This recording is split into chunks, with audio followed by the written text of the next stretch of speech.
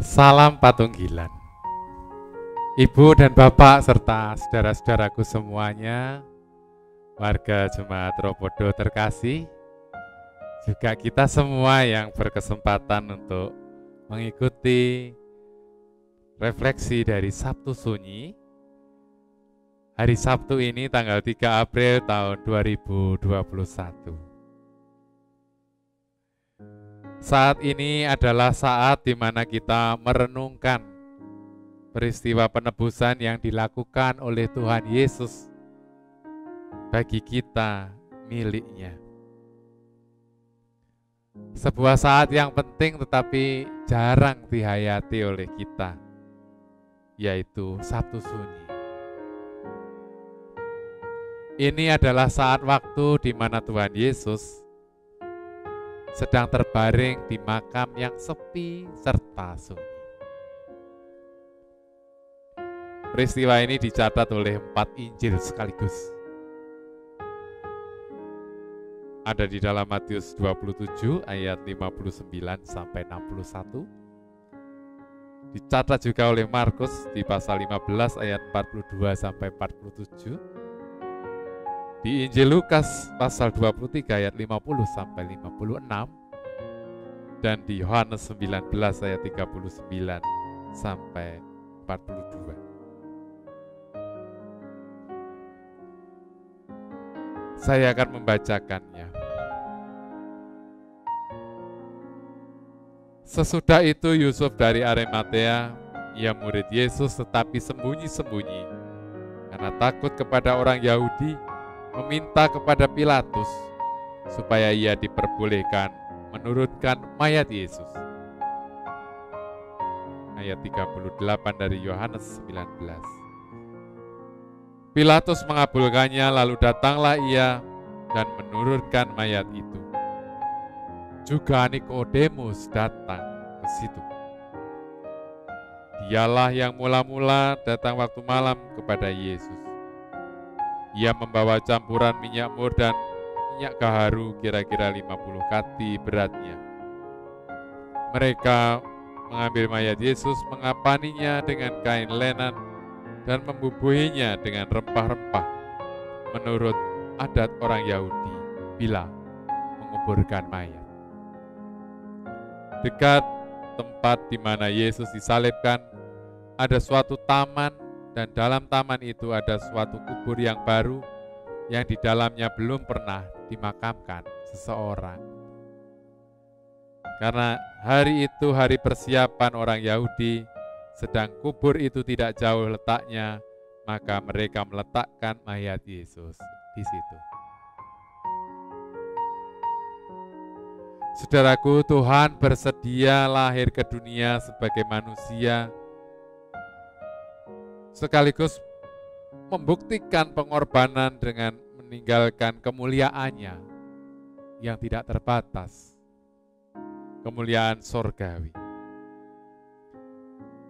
Pengorbanan terbesar adalah rela disiksa, mati, dan mengalami itu semua untuk mengasihi kita.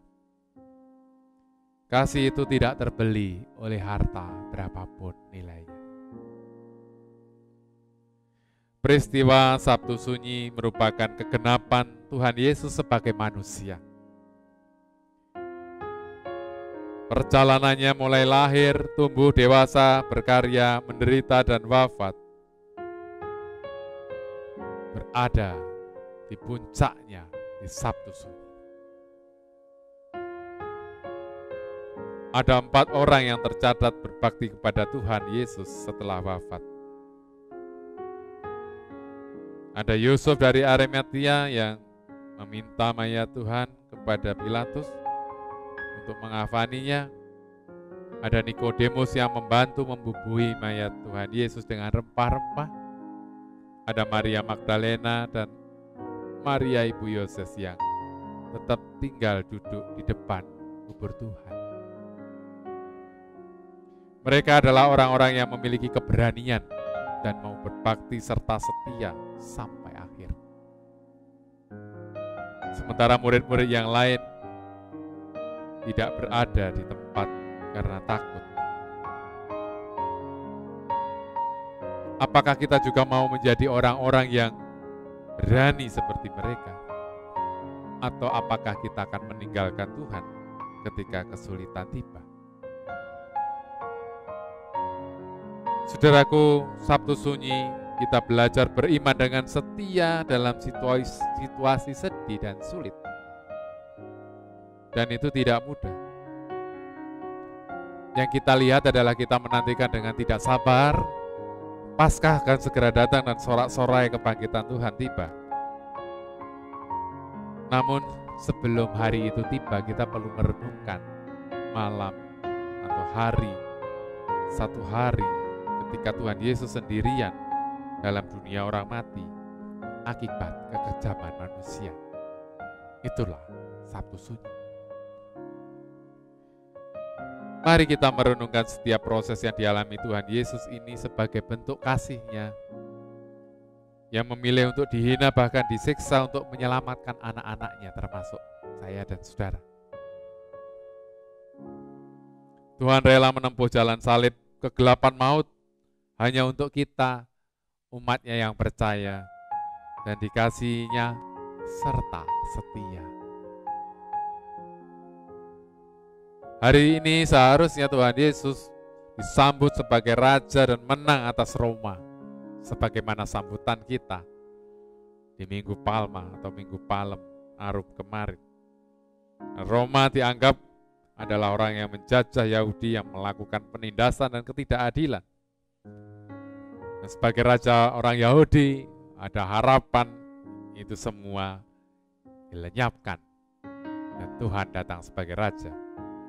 Tetapi yang terjadi berakhir tidak terduga dan Tuhan Yesus masuk di dalam penyaliban dan dipermalukan di hadapan orang banyak. Kini para murid yang penuh dengan kekecewaan, mereka bingung, juga takut dan putus asa, lari.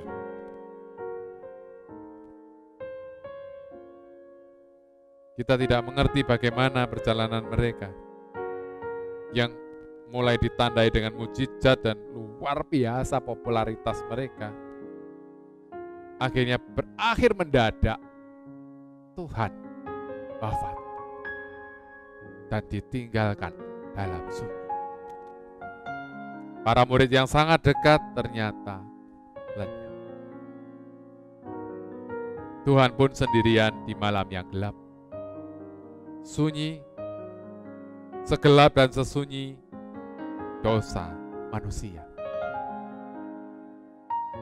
Saat ini kita diajak menghargai dan belajar menerima kesunyian dan penantian sebagai bentuk beriman dan berpengharapan. Kita belajar menghayati keheningan dan kesunyian yang menorehkan rasa sakit dan kepedihan hidup sebagai kesempatan menantikan sesuatu yang mungkin tidak pasti. Tetapi di ujung penantian dan pengharapan, itulah iman. Hari ini kita merasakan kegelapan yang menguasai hidup, yang bisa mengalahkan hanya kuasa terang. Kuasa terang itu akan timbul seperti cahaya mengalahkan kegelapan. Bahwa terang itulah yang akhirnya menyinari hati kita dan bahwa terang itulah yang pada akhirnya menyinari hati kita dan melenyapkan dosa. Bahwa terang itulah pada akhirnya yang menerangi hati kita dan melenyapkan dosa, membukakan pintu harapan akan keselamatan.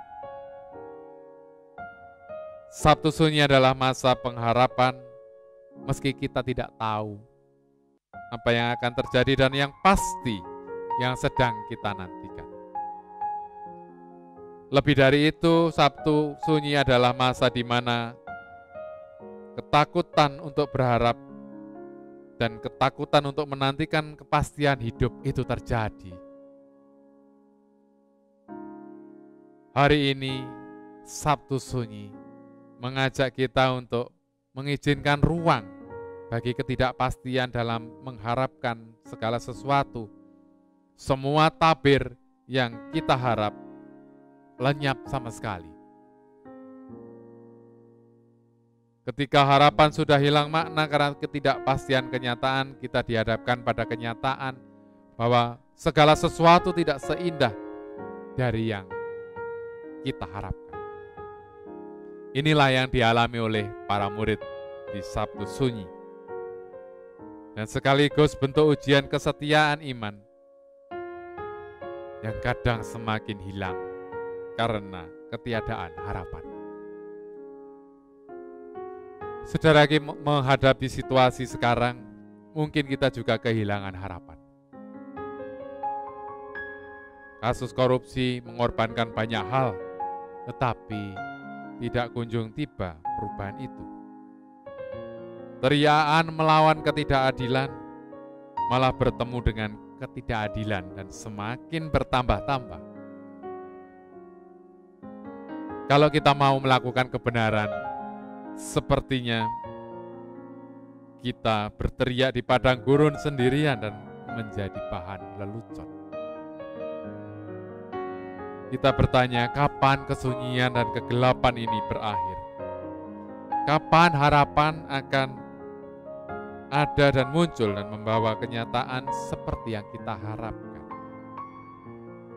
Bersyukurlah, kesunyian Sabtu ini ternyata berakhir dengan peristiwa yang mengejutkan dan tidak terbayangkan. Kubur menggelora dan bergetar, pintu terbuka, dan anak Allah dibangkitkan dari liang kubur yang kelam dan gelap, jauh melampaui semua harapan. Dan harapan itu beserta terang itu menerobos saja masuk dalam ruang dan waktu hidup kita.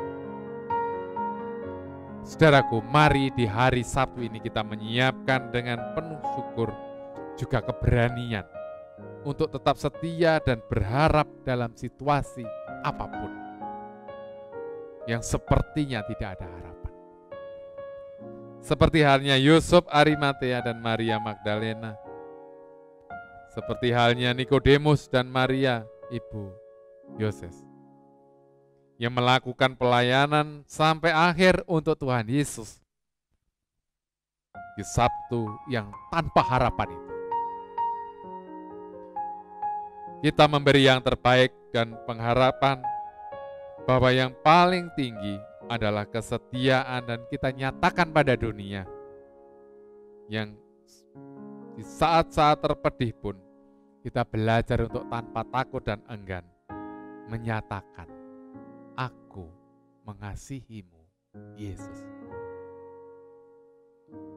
Saudaraku, selamat mengenangkan kesunyian dan kegelapan. Dan pada saatnya Tuhan Yesus datang memasuki dan membawakan terang sejati. Untuk kita yang tetap setia sampai kesudahan. Bersyukurlah.